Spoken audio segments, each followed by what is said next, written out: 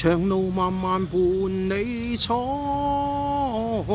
帶一身膽識與熱腸，騎馬當江湖，停步處事作家鄉，投入命運萬劫火，那得失怎麼去量？騎馬當江湖，誰為往事再緊張？江湖中英雄開心唱，誰是最高最強？我是誰？從未理俗世因不欣賞，迎入日月萬里風，笑入清風洗我狂。來日追我逍遙，寧願收成我應唱。長路我伴你萬里闖，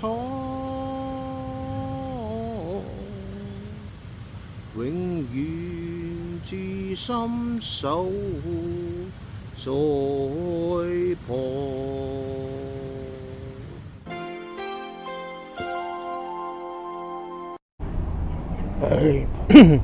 各位好，咁就嚟咧，又大概2星期到就係聖誕節啦。咁因為就香港人其實都幾中意離開市區嘅，咁有時有啲人離開得遠咗啦，就要處身郊外就返唔到嚟市區啦，就難免咧就係夏天就特別熱，冬天就特別凍。咁另外又有啲人咧就係去咗外國過聖誕啦，今年就唔會再喺香港。咁無論你係邊種人種種原因都好啊，甚至乎係留在香港嘅人都好咧，就係記住大家保重身體大家留意心靈啦，保持舒暢一個即係 keep the spirit 就唔需要係垂頭喪氣嘅，亦係咧係保持住有個士氣喺度，就記住咧就係明天會更好啊嘛，要對將來咧就保持希望嘅。後生仔又好，上咗年紀嘅又好都好啦，即係仍然對將來保有希望咧係好重要一件事啦。咁另外咧就下星期咧就已經又係呢一個立法會嘅投票日嘅。咁我冇理由勸你哋投票㗎，咁好機會，梗係珍惜自己手頭上嘅一票神聖嘅一票用佢嚟去表達你嘅意見啦。仲要你記住嗰日係有咁免費車坐喎，即係呢個特區嘅歷史計埋港英時代嘅歷史從來未試過嘅呢件事。咁大家當然係要好好把握啦。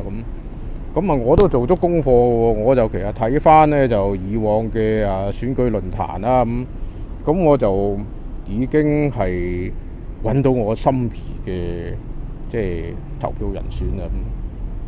咁我建議大家係睇翻呢段片咧，我相信你哋都好容易能夠得出我同樣嘅結論，就應該要投票選梁天琦。咁第二個人選都仲有嘅，就係方國珊相當唔錯嘅。我睇完嗰個論壇嘅表現之後，不過係梁天琦而家坐緊監喎。咁方國珊唔選咯，今屆已經。咁另外同場嘅仲有楊岳橋還緊。咁仲有呢一個體雕大狀，好似都冇選。唔緊要咩嘢？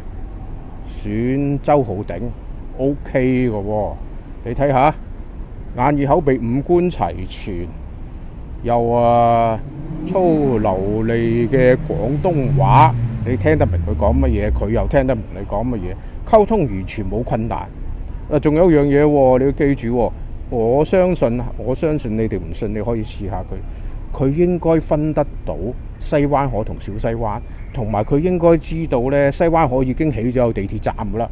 佢肯定唔會喺佢嘅政綱度，或者喺佢個議員生涯度去呼籲西灣河起地鐵站嘅。咁所以大家呢就一定要留意，就千祈唔好呢學有啲青年人咁樣躺平㗎。即係香港嘅未來仍然係充滿希望啊嘛，我係充滿信心嘅一件事嚇。